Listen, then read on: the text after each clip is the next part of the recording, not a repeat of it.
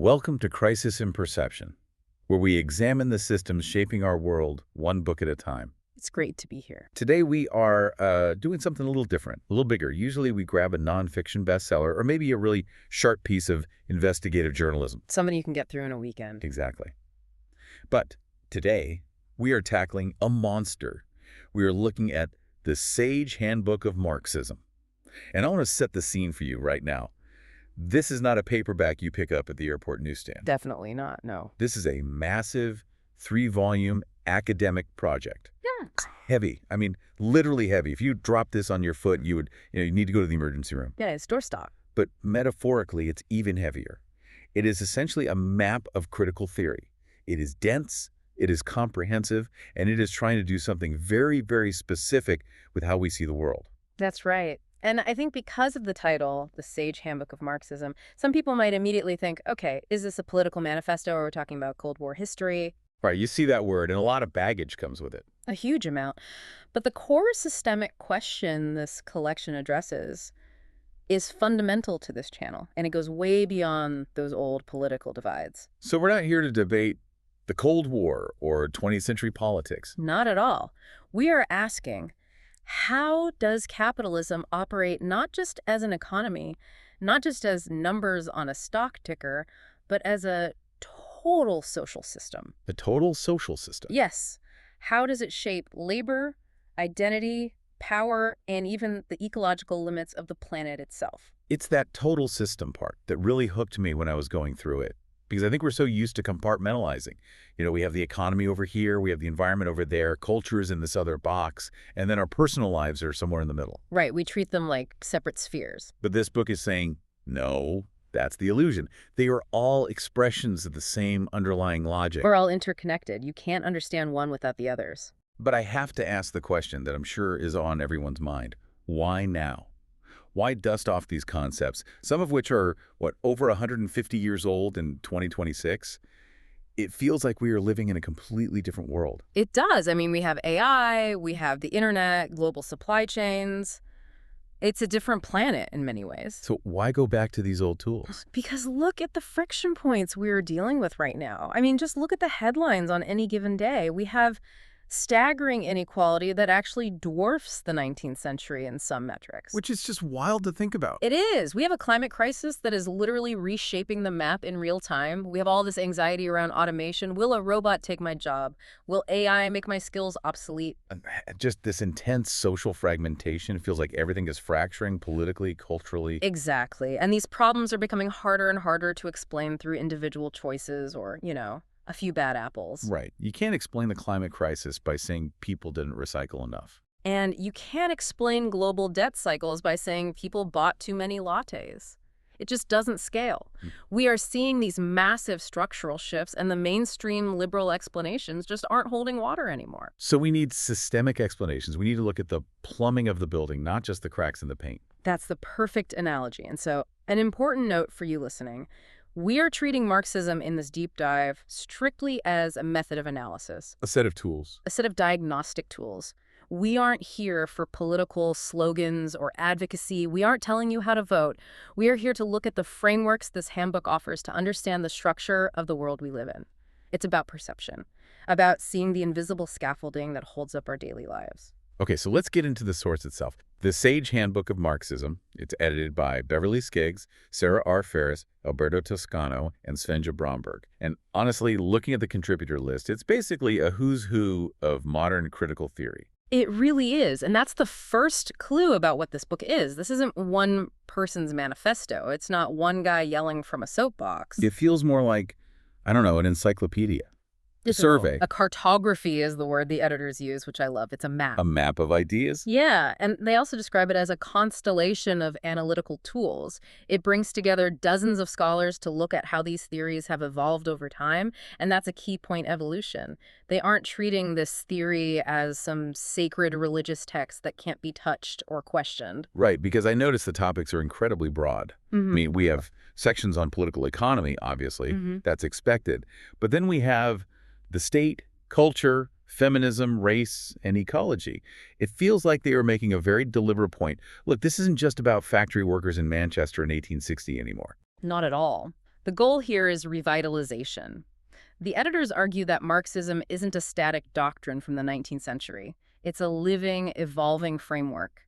And it has to be stretched. That's a phrase they borrow from the philosopher Frantz Fanon. It has to be stretched to fit new historical realities. Stretched. I like that image. Because if you try to put a 19th century map over a 21st century city, you're just going to get lost. You're completely lost. If the territory changes, the map has to change. If you have the gig economy and algorithmic management and, social media shaping our identities, you need to adjust your theoretical lens to see them clearly. So this implies there isn't one single Marxist view in this book, then? Correct, and that's what makes it a handbook rather than a Bible. The text explicitly avoids a unified doctrine. It acknowledges that there are multiple Marxisms, plural. Okay, so plural is important here. It's crucial. It's a web of concepts and debates, and sometimes they are conflicting ones, all designed to analyze a system that is constantly changing. You have contributors in this book who probably disagree with each other on some pretty significant points. That's actually really reassuring. It feels more like a science in that sense, where people are constantly debating the data and the models, rather than a dogma where you just have to believe. It is a dialogue, a very rigorous, very dense, but ultimately a living dialogue about how the world actually works. Okay, so let's get into the machinery of that dialogue, because the first thing we need to do is define our terms. And one of the big eye-openers for me in the opening chapters was the definition of capital itself. Right. It's the word we use every single day. Capitalism, venture capital, capital gains, it's everywhere. It is, and if you ask me, or probably anyone listening, to draw a picture of capital, I draw a stack of money, or maybe a factory with smokestacks, or a gold bar. It's a thing. It's stuff you own. That is the common perception. We tend to think of capital as just money, or machinery, or stock assets. Things. Yeah. But the handbook clarifies, and this is really fundamental to everything that follows, that capital is a social relation. Okay, let's unpack this, because this is the first big hurdle. How can a factory or a bank account be a relationship? That sounds like poetry, not economics. I get it. It's abstract. But think about it this way. Imagine a factory full of the most advanced robot arms and conveyor belts. It's just sitting there. The lights are off. Is that capital? I would say yes. It's an asset. It's worth millions of dollars. In the framework of this book, strictly speaking, no. It's just inert metal and plastic. It's just potential. It only becomes capital when it is inserted into a specific social arrangement. Okay. You need a specific relationship. On one side, you have a group of people who own that factory. On the other side, you have a much larger group of people who don't own it or anything like it. Right, the owners and the workers. But why are the workers there? I mean, they aren't there because they have a deep passion for robot arms. No, they're there for a paycheck. They are there because they have no other way to survive. They don't own the means to produce their own food or shelter. So they are compelled to sell their time and their energy, their life activity, to the owner in exchange for a wage. So the capital isn't the machine itself. It's the invisible power dynamic that forces the worker to go to the machine. Precisely. Capital is that social relation of separation. The separation of the worker from the means of doing their work. It's the tether. If everyone owned their own little factory, or if everyone had enough land to feed themselves, that big factory wouldn't function as capital. It would just be a tool. It's the compulsion. It's the compulsion. It's the relationship of domination that turns money and machines into capital. That creates a totally different image in my head. It's not a pile of gold anymore. It's like a magnetic field or something that arranges people in a specific pattern. That's a great analogy. It's a force field. And that leads us to a fascinating and honestly quite difficult chapter by Tommaso Rodolphe Riva regarding value. Oh man, this chapter, I have to be honest, I read Riva's chapter 3 times and I still feel like I'm wrestling with it. It was incredibly dense. He talks about value not just as price, but as something much, much scarier. It is dense, but it's so crucial. We usually think of value as just a neutral accounting measure. This car is worth $20,000. This hour of my labor is worth $15. It seems like a ruler we use to measure things. Right, it's the scoreboard of the economy. But Riva argues that value isn't just a measure. It is a form of impersonal social domination. Impersonal social domination. That sounds like a sci-fi villain. I mean, break that down. It kind of is. In this system, concrete human activity, making things, caring for people, writing code, nursing the sick, all of that concrete stuff that makes up life becomes secondary. It's not the main goal. What's the main goal then? The primary goal of the system is the endless expansion of abstract value. The numbers on the screen have to go up, profit has to increase.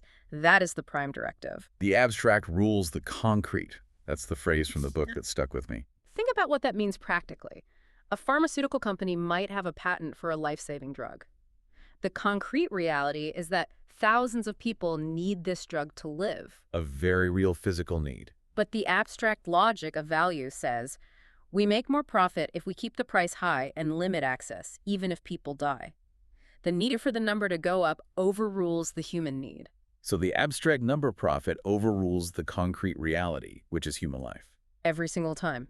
And it's not because the CEO is necessarily a mustache-twirling villain, though they might be. It's because the system demands the expansion of value above all else. If that CEO decides to give the drug away for free, the shareholders will fire them and the company will go bankrupt. So they're trapped in the same logic. They're dominated by the abstract just as much as the worker is, in a different way. That is genuinely terrifying. Yeah.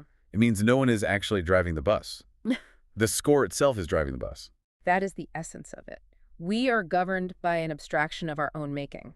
And this leads us directly to one of the most famous and I think most misunderstood concepts in the whole book, commodity fetishism. Yes. I feel like every time I hear this term, people use it wrong. They think it means being obsessed with shopping. Yeah. Like, oh, he has a fetish for sneakers, or she's a shopaholic. Right, that we worship consumer goods. And while that might be true culturally, that's not what the analysis means. Anselm Joppa had a chapter on this, and he makes it clear it is much, much deeper. Fetishism in this analytical sense is a real inversion. Okay, inversion. What's being inverted? What's being flipped upside down? The relationship between people and things. In, let's say, a healthy society, or at least a transparent one, people relate to each other directly, and they use things to help them. People come first. Makes sense. But under capitalism, our social relationships are mediated by things. The things get in the middle. Give me a concrete example. I'm at the grocery store buying a coffee. Perfect. You're buying a cup of coffee, you hand over $5, and the barista hands you a cup. That $5 in that cup are things. But that simple exchange is actually the very tip of the giant iceberg of global social relationships. How so? Well, there are the coffee pickers in Colombia, the truck drivers who transported the beans, the people who manufactured the paper cup, the miners who got the aluminum for the espresso machine, the landlord who owns the coffee shop building. A vast web of human labor. I don't see any of them. I don't interact with any of them. I just see the cup and the $5 bill. Exactly. The social relationships between people, the exploitation, the cooperation, the struggle, all of that vanishes. It is replaced by a relationship between things. Money for commodity. So the things seem to have all the social power. Yes. The money decides if you get the coffee. The commodity decides if the picker in Colombia gets paid a poverty wage. The things seem to be alive and the people become puppets. Joppa uses this phrase, automatic subject. That really stopped me in my tracks. It's a crucial concept. Let's break it down. In grammar, the subject is the one doing the action. I threw the ball. I am the subject. In pre-capitalist societies, you could say humans were the subjects. They collectively decided what to produce and when, usually based on need or tradition. We need wheat, so we will plant wheat. Okay, humans are in charge. But in our system, value acts as the subject, value is the actor. It dictates the pace and flow of life. We even use that language.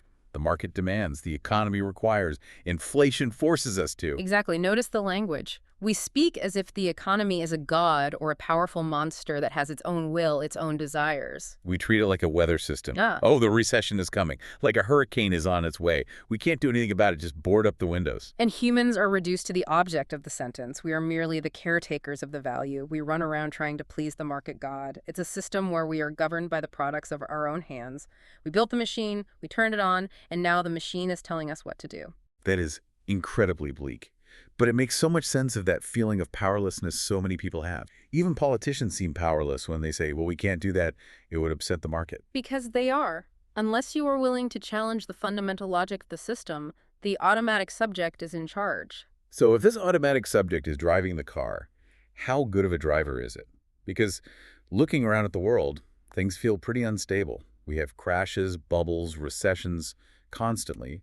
It seems like a very erratic driver. That's the thing. Ken Kawashima's analysis in the book suggests that stability is the illusion. Crisis is not an accident. It's not a mistake or a policy error. It is an inevitable feature of the system's design. So the crashes are part of the plan. Not a conscious plan, but a structural outcome. He uses this specific formulation that is just brilliant: excess capital alongside surplus populations. Excess capital alongside surplus populations. Let's break that down, because it sounds like a paradox. Yeah. How could you have too much of something and not enough at the same time? It is a contradiction, but it's a real one that you see everywhere. Think about the housing crisis. On one hand, you have excess capital developers building luxury condos that sit empty, private equity firms buying up entire neighborhoods as investment vehicles. Right. Ghost apartments in major city. That is excess capital. And on the sidewalk, sometimes right in front of those empty multi-million-dollar condos. You have surplus populations. Yeah. Homelessness. People who are desperate for shelter but have no money or not enough. The system has produced too much of the thing, houses, and too many people who need the thing, but it cannot connect them. It is structurally incapable of connecting them. Because the value logic, the automatic subject, won't let them connect. Giving the house to the homeless person doesn't generate profit, so from the system's perspective, it's an irrational act. The system forbids it. Exactly. And Kawashima argues this isn't a glitch. The system constantly produces this separation. It produces unneeded people and unprofitable stuff. A crisis is just the moment when that contradiction becomes too big to ignore and the whole thing seizes up. So crisis isn't the system breaking down. It's the system working as intended. In a very destructive way, yes. A crisis is the way the system violently resets itself. It burns off the excess value, it destroys the surplus capital, it disciplines the surplus population, and then it starts the cycle again. But it's a brutal, violent process for the people living through it. This idea of contradictions, of opposing forces, brings us to the methodology section of the handbook. The book relies heavily on a concept called dialectics. Now, I have to admit, dialectics is one of those $5 words that makes my eyes glaze over. It feels like secret academic code. It can be very intimidating. And frankly, it's often taught in a very confusing, almost mystical way. So, help us out here. What does it actually mean in this context? Let's make it plain. Harrison Fluss and Chris O'Kane have a chapter that breaks this down beautifully. And in this context, dialectics is simply the logic of contradiction. The logic of contradiction. It is the study of how systems change and move because of the internal conflicts that are built into them. Okay, so it's not just debate. It's not just thesis, antithesis, synthesis, which is what I remember from Philosophy 101. That's the high school version, and it's a little too neat, a bit too mechanical. Think about how we are normally trained to think. We are trained to think linearly. A leads to B, and B leads to C. Cause and effect. If I push the ball, it rolls. Right.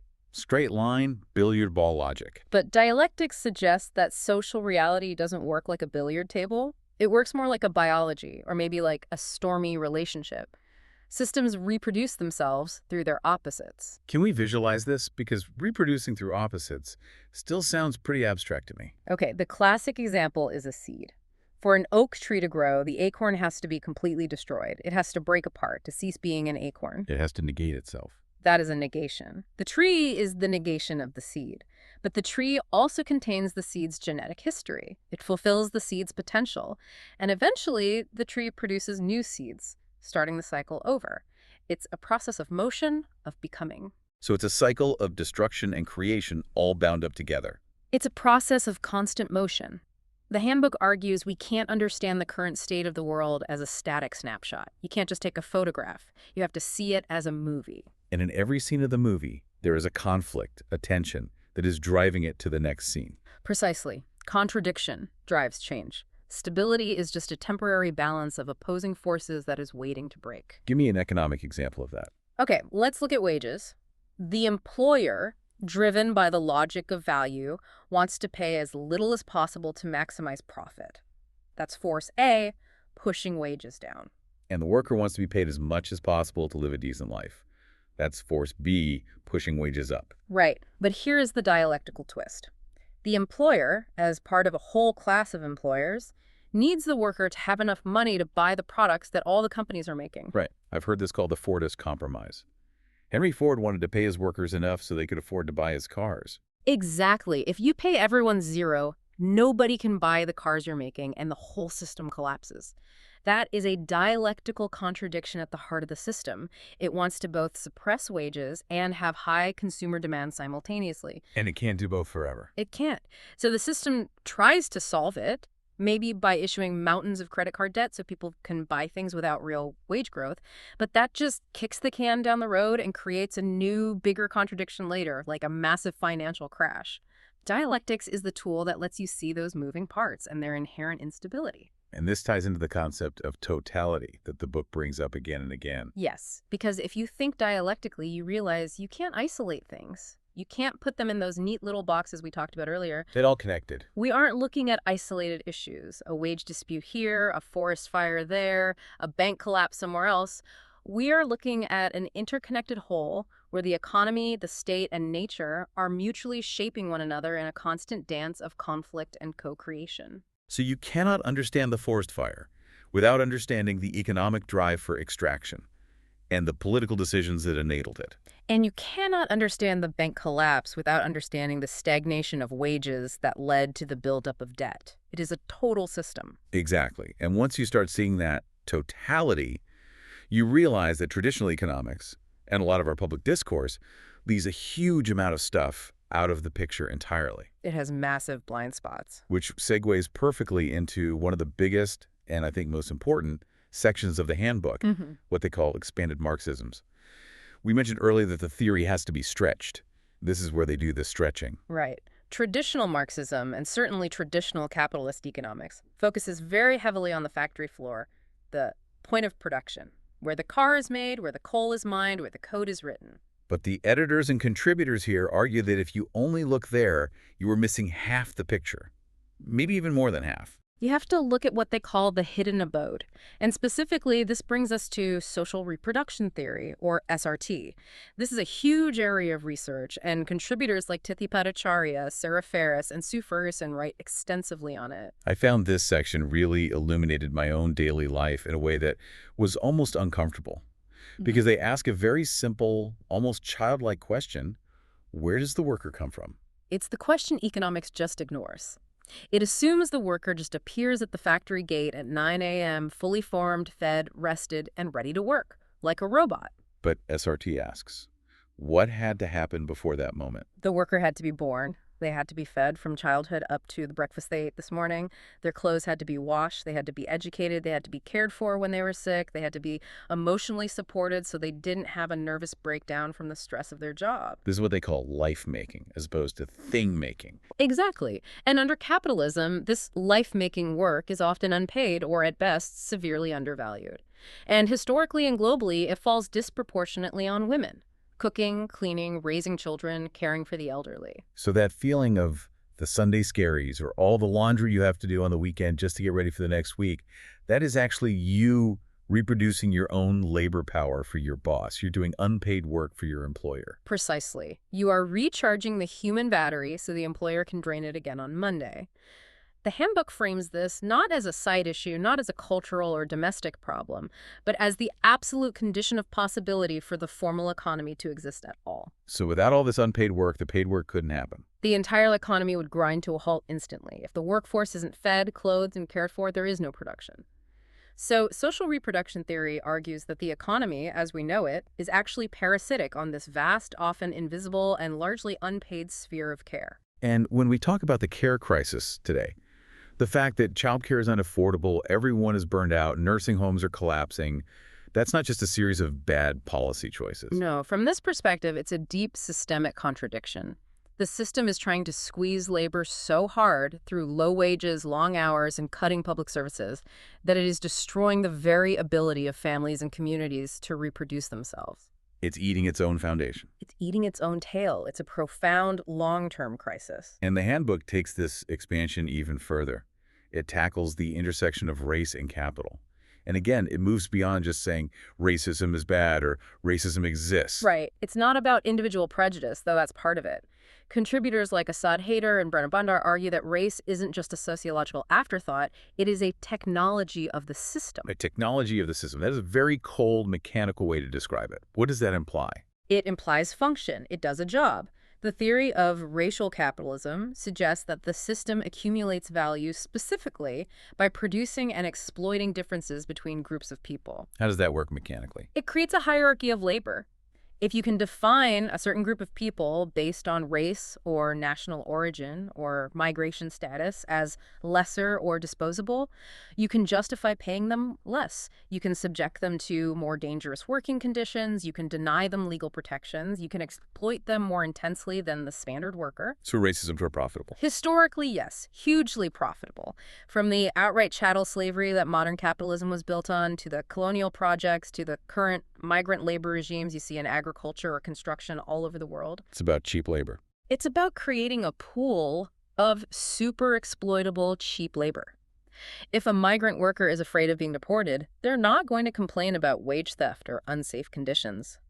That fear keeps labor cheap and disciplined. The handbook argues you simply cannot analyze capitalism without analyzing how it produces and uses racial difference to fragment and control the working class. It divides the team so they can't organize against the house. Exactly. If the white worker sees the migrant worker or the black worker as the enemy who is stealing their job, rather than an ally in the same struggle, the system is safe. And then we have the ultimate limit, the one that makes all of this potentially moot: the environment. Ecology, which for a long time was a blind spot in this kind of analysis. But the handbook treats nature not as an infinite resource to be plundered, but as a hard limit, a boundary. The system treats nature as a free gift, right? That's the term. It assumes that clean air, fresh water, fertile soil, a stable climate, they're just there. They're externalities. They don't show up on the balance sheet until they're gone. But they aren't infinite. No. And this leads to what they call a metabolic rift. This is a concept from Marx himself that modern ecological scholars have really expanded on. It's about a rupture, a break, in the necessary exchange between human society and the earth. Give us the visual on metabolic rift. What does that look like? The classic example is industrial agriculture. You grow corn in a massive field in the Midwest. The corn sucks nutrients, nitrogen, phosphorus out of the soil. You then harvest that corn and ship it hundreds or thousands of miles away to a city. People eat it. Then they, go to the bathroom. Okay. Instead of that human waste, which contains all those original soil nutrients returning to the soil to replenish it, it is flushed into the sewer system, treated as waste, and usually dumped into a river or the ocean where it becomes pollution. So the soil in the Midwest gets poorer, and the ocean gets choked with excess nutrients. It's a one-way street. The loop is broken. The cycle is broken. That's the rift. To fix the now depleted soil, we have to use synthetic fertilizers, which are made from fossil fuels, which drives climate change and pollutes waterways further. The handbook argues that this isn't just bad management, it's built into the linear, short-term drive for accumulation. Capital wants to move faster than nature can repair itself. You can't have infinite growth on a finite planet. I mean, that's the bumper sticker, but it's also the ultimate dialectical contradiction. It is. And nature is starting to foreclose on that metabolic debt in the form of climate change, soil degradation, and mass extinction. So we have this massive, complex system that relies on unpaid care, racial differentiation, and ecological extraction. It's a machine that eats the world to fuel itself. But, and here's the question that obsesses this channel, why don't we see it that way? Why do we just see the market or the economy as this neutral force of nature? Exactly. How does this system hide itself so effectively in plain sight? That brings us to the crucial role of ideology, culture, and everyday life. The handbook explains that culture acts as a kind of infrastructure. It shapes our common sense, our desires, our very understanding of ourselves. It's the software running on the hardware of the economy. That's a good way to put it. It's not just the movies we watch or the music we listen to. It's the way we interpret our own feelings of success and failure. There is a really interesting discussion on neoliberalism here, and specifically how it moralizes precarity. This is a profound point for our current moment. Precarity, that constant feeling of instability, of being one paycheck, one illness away from disaster, is a structural result of the changes in the economy over the last 40 years. Jobs are less secure, unions are weaker, housing is more expensive. That is a structural fact. But the story we are told, the cultural narrative, is very different. The cultural narrative shifts the blame entirely to the individual. If you are poor, it's not because wages have stagnated for 40 years while productivity soared. It's because you have a poverty mindset. You didn't manifest abundance. Right. If you are burned out from working 3 gig economy jobs, it's not because the system is exploitative. It's because you failed at self-care. You didn't meditate enough. You didn't buy the right wellness products. Exactly. You didn't hustle hard enough. You need more grit. The system produces insecurity, but the ideology tells you that the insecurity is a personal failing, a moral failing. It turns a public political issue into a private neurosis. It effectively gaslights an entire population. It tells us we are crazy for struggling in a system designed to make us struggle. It's a very powerful mechanism, and it naturalizes economic relations. We come to perceive a price tag as a natural property of an object, like its weight or its color. We don't see the history of labor, extraction, and social domination that is crystallized in that price. It's the fish and water analogy. The fish doesn't know it's in water because it's everywhere. We don't know we're in capitalism because it's the very air we breathe. And that invisibility is what crisis in perception is constantly trying to expose and make visible. So let's bring these constellations of tools right up to the present day. Because this handbook isn't just looking backward at the 19th century. It's looking at AI, the gig economy, finance. How does it apply this method to the things hitting our wallets and our news feeds right now?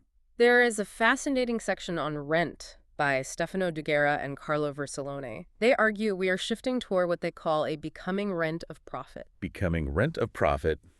Okay, that sounds technical. Break it down for the listener at the kitchen table. Okay. Think about the biggest, most powerful companies in the world right now. The big tech platforms. Uber, Airbnb, Amazon Marketplace, Google, Facebook. Do they produce the service in the traditional sense? No. Uber doesn't own the cars. Airbnb doesn't own the apartments. Facebook doesn't create the content. We do. They own the infrastructure, they own the digital toll road, and they charge everyone a fee rent to use it. Your Uber driver pays a cut to Uber. The Airbnb host pays a cut. The small business on Amazon pays a cut. It's a shift from industrial production making things to cognitive extraction, just charging for access to the network. It feels like we are going back to a kind of feudalism. The lord owns the land, and the peasant has to pay a portion of their crop as rent just to be allowed to farm on it. That is exactly the comparison many scholars are making. Techno-feudalism. They are enclosing the digital commons and charging us rent for the right to communicate, to work, or to travel. The handbook argues this isn't some new, wonderful stage of capitalism. It's a parasitic regression.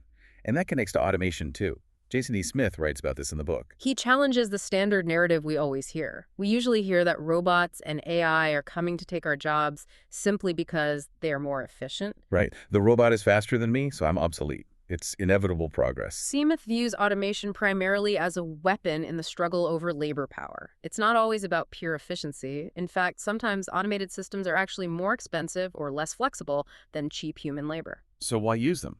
Because machines don't strike, machines don't get sick, machines don't demand bathroom breaks or form a union. So automation is a way to discipline the workforce, to break their power. Yes, it's a threat. If you ask for $20 an hour, we will replace you with a kiosk.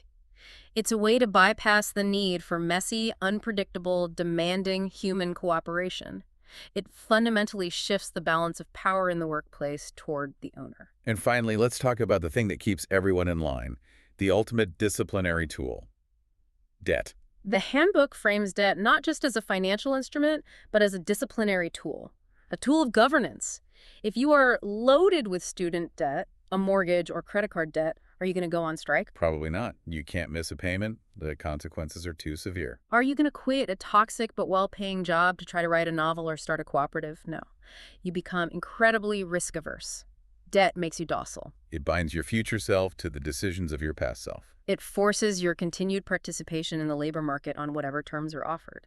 It binds the future labor of the individual to the immediate needs of the financial system. You have to keep working to service the past. It locks you in time. And politically, all of this seems to lead to so much fragmentation. The culture wars, the feeling that we can't agree on anything. The handbook would argue this is because the subject of history is itself fragmented. The working class isn't just a monolithic block of white men in hard hats anymore, if it ever was. No, it's a diverse, global, stratified multitude. You have gig workers, care workers, migrant workers, tech workers, service workers. And the system thrives on keeping them separate, on pitting them against each other. Divide and conquer. Borders, deportation regimes, credentialism, and racial hierarchies are all functional parts of the economic machine. They aren't bugs, they're features. They keep labor separated and therefore cheaper and less powerful. If the workers in the global south are separated from workers in the global north by borders and massive wage differentials, it is much, much harder for them to act together for their common interests. This brings us squarely back to the mission of this channel. We call it crisis in perception. And listening to you lay all this out, I feel like my own perception has been recalibrated just in the last hour. That's the goal of a project like this handbook. It reinforces the central idea of our channel, that the systems we live in are structured, they are not random, but they are designed to appear neutral and natural. That is the core perceptual crisis. It's grand optical illusion. It is. The wage form creates the illusion that you are paid for all your labor. Here is your paycheck, we're even now. But that simple transaction hides the unpaid work of social reproduction you do at home, and it hides the surplus value the company extracted and kept. And the commodity form creates the illusion that value is an intrinsic property of objects. Hiding the vast web of social relationships between people. When you buy a smartphone, you are entering into a real relationship with the child mining cobalt in the Congo, the assembler in a factory in Shenzhen, and the coder in Silicon Valley. But the commodity form hides them all from you. You just see a shiny, magical object. And ultimately, individual blame obscures systemic causes. That is the ultimate perceptual trick. As long as we perceive these issues, poverty, burnout, climate change, as a collection of isolated moral failings or random, unfortunate accidents, the underlying system remains invisible and therefore unchangeable. It's like trying to fix a flooding bathroom by mopping the floor instead of turning off the tap. That's a perfect way to put it. The analytical tools in this book are designed to help us find the tap, to see the structure behind the events. It allows us to see the strings on the puppet. So let's wrap this up with a bit of reflection. We've covered a staggering amount of ground. We've gone from the factory floor to the kitchen table to the algorithm. If we look through the lens of this handbook, what do we see differently? Well, first, we see capitalism not just as a market where we buy stuff. We see it as a totalizing way of organizing life, from how we birth children to how we relate to the atmosphere of the planet. We see power differently. Power isn't just the politician giving a speech on TV. It's the automatic subject of value-driving outcomes, whether anyone wants them or not.